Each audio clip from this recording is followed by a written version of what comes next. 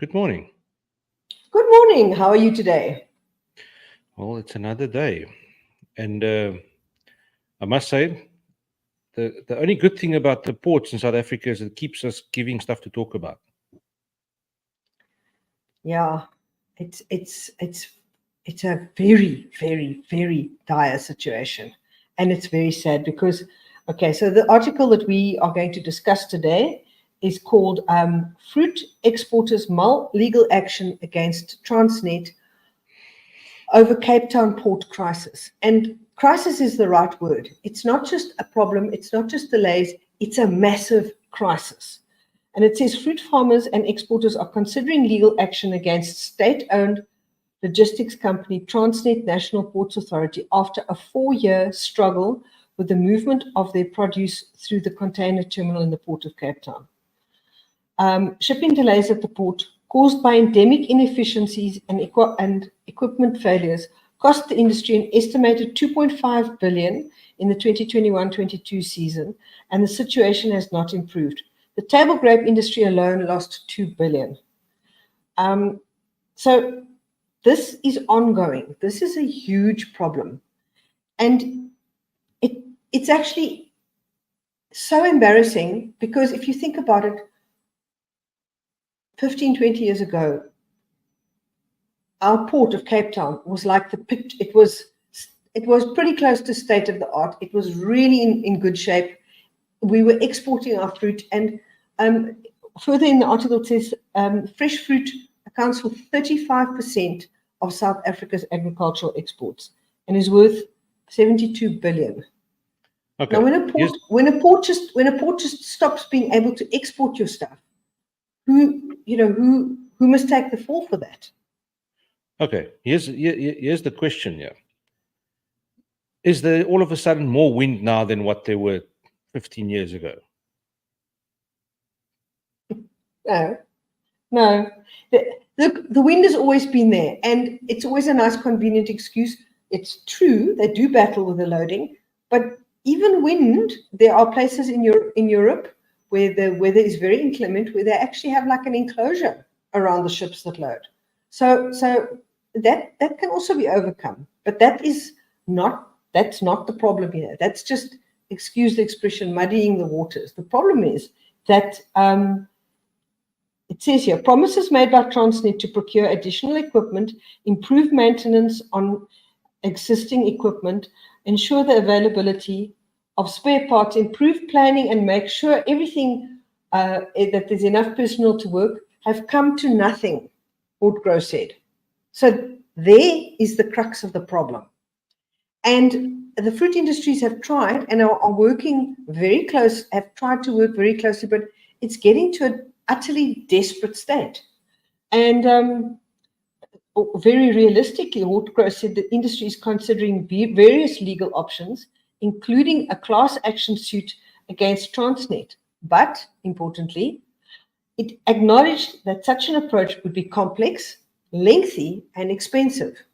So in other words, Transnet they aren't fixing these things for various reasons, and I suppose we can put in there it's quite possible that they can't afford to do it. It's actually very likely under the circumstances. Well, so if they start suing them, if you look at the flippin' Zuma case, if they start suing them, by the time they're done and have an outcome, Vision 260 would have come and gone already. Yes. And the point is that throwing more money at it actually could end up costing the farmers more. But if you're desperate and your back is to the wall, that is literally where we are now. But see, that's what our government knows. And again, my personal opinion, and I'd like to be proven wrong, and please do if you can. I've said the Western Cape deals with everything. Western Cape deals with jobs. Western Cape deals with housing as best as they can. They're dealing with electricity issues as best as they can by generating their own stuff and getting things in place. The very last stronghold that the current government has on the Western Cape is the flippin' port. Yeah. And the rail links to the port. Yeah, the railway is anyway screwed up, so that will take a good number of years. Nobody can fix that in a short period of time. Yeah. So it says here, Wolf Broad manager of Agribusiness Chamber, Agbiz Fruit Desk, says the industry is desperate and is doing anything it can in partnership with Transnet to fix things while exports continue. The industry is in the initial stages of reaching consensus on what improvements are possible in the next 2 to 6 weeks as the export season reaches its full peak. The welcome multifaceted support by senior Transnet management flowing from recent positive engagements, as well as the recent arrival of several additional rubber-tired gantry cranes will help. The problem is these improvements have to be agreed to and integrated while fruit is increasingly coming in. So they're trying desperately to deal with this crisis, but it says here, this is the 4th consecutive year that farmers and exporters have had to contend with the impact of failures at the port and on their businesses, and many farmers are now facing severe financial difficulties. Well, that's the thing. It's exactly the thing. It's not like, oh shit, this just happened. It is like 4 years. This has been coming. They knew about this. And on top of it, you and I were recently in a discussion where somebody said to us that receivers in the UK are actually now becoming very worried that they're going to get their fruit from South Africa at all. And yet it says the repercussions of port failures are not only financial. South Africa's reputation as a reliable fruit exporter are also suffering. Buyers on the other side are growing increasingly concerned about the reliability of when and in what state the fruit will arrive from South Africa. Such reputational damage could end up costing South Africa dearly. So according to Broad, South Africa's fruit exports are valued at 72 billion and account for about 35% of South Africa's total agricultural exports. The value of South Africa's agricultural export is about double that of the country's iron ore or iron and steel exports. It is also higher than the value of automated exports, says Broad. So but those things can't go fraud. Those things can't rot sitting on the port side. You've hit the nail on the head. It could sit there for months and the iron might rust, but that's it. Exactly. And yes, it says here, not overnight. And overnight is what fresh produce needs. We are finally getting the structure in place that we have needed over the past few years of crisis to address operational issues in real time.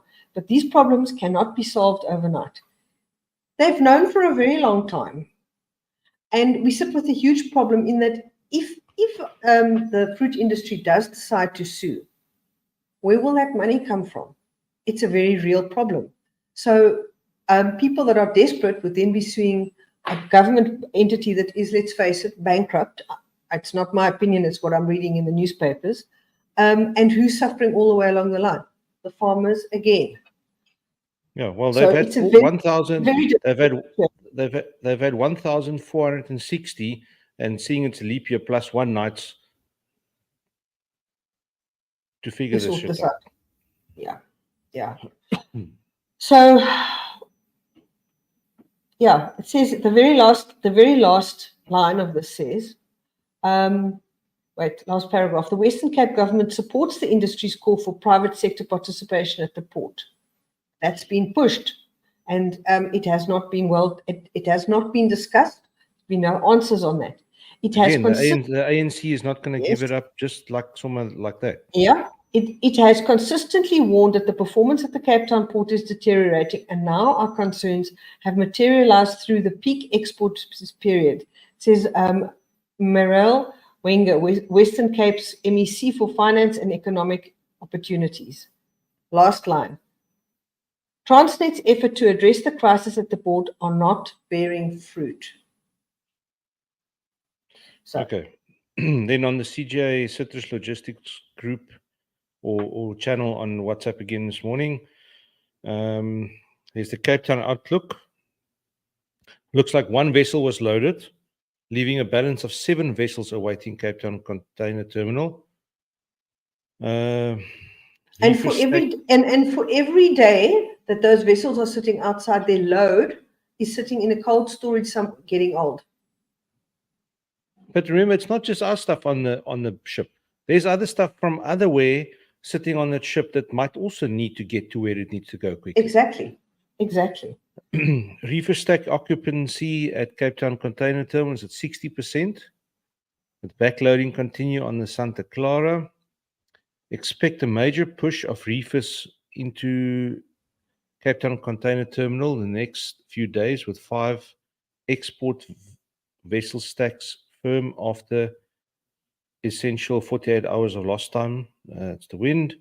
Wind outlook suggests today and tomorrow should be clear for good operational performance for recovery. However, from Sunday at about 4 p.m., expect strong southeasters till Tuesday with intermittent disruption. Okay, then PE. Santa Isabel berthed early this morning to collect mainly reefers, ex-Western Cape, for NWC market. NWC, I'm not sure. Cape Town, 40 knot southeaster expected to constrain waterside operations for most of today. That's in PE, the windy city in any way. PE container terminal. Next NWC vessel to call port PE container terminal, bypassing Cape Town, Kalahari Express. Sounds like a train. Yeah, but you see, there, you just mentioned it, bypassing Cape Town. Kugas also, there's MSC Soraya calling NCT, also bypassing Cape Town. We'll have to find out what all these acronyms mean, dear Walt. We'll have to do that soon, but we will. Yeah, hopefully later this morning. Yes, indeed. Okay, so basically, the fruit industry is between a rock and a hard place. Has actually been there for quite some time. Tried very hard to work with Transnet. They are working with Transnet. In Afrikaans, we say tussen die boom en die bas. Between the tree and the bark. Yes, they are stuck. Transnet is their only option at this point. I mean, people are moving stuff to Clipping Mill. They are even moving stuff through Maputo. I see Maputo's port is booming, and they're moving a lot of fruit. So Cape Town, you snooze, you lose. Well, we've also said this. Would you rather take the risk and pay the extra money to get it either through Walvis Bay or through Maputo at this stage, than have your stuff go rotten in the harbour of Cape Town and you don't earn a cent on it? You actually have to pay in.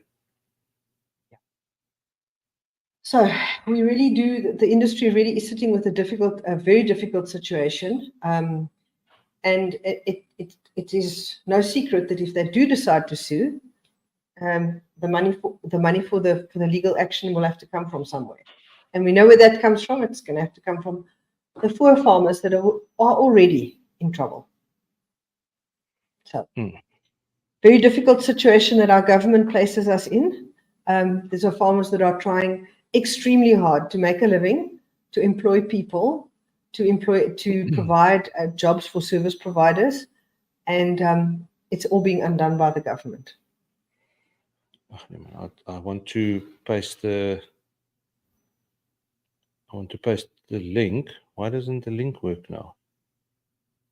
I want to paste the link in the. Okay, so you're gonna paste the link, and I think that's about it for this morning. Yes, unfortunately, we haven't seen much good news that we could have shared. Doesn't matter how fantastic any fruit is that we're producing in this country. It doesn't matter what amazing varieties we have. It doesn't matter how early your fruit is and how quickly you can pick it and pack it. It's got to get through the port. You're in the same queue with everybody else who's suffering at the moment. Billions of rands are being lost. And together with load shedding. Yes, let's just add that to the picture. Anyway, let's hope that there's a bit of good news. Maybe Transnet will pull something out of the hat. Don't hold your breath. We live in hope, though. When that day comes, I think the Western Cape's got to brace for another stormy season ahead. Yeah. It isn't like rainy stormy season. Yeah. Well, let's put it this way. We share everybody's concerns. We express our empathy with the farmers and sympathy with them for this very difficult situation. And the reason for that is because we work in the industry. we rely on the industry for our bread and butter. And if the Yeah. industry is not doing well, I can't feed my kids and put them through school. Yeah. And all the people that work for the farmers and all the people that supply them with inputs, the knock-on effect is massive. Anyway, let's wrap it. Sorry for the bad news, but it is real. And let's hope you have a good Friday and a good weekend. Okay. Bye. Cheerio. Bye.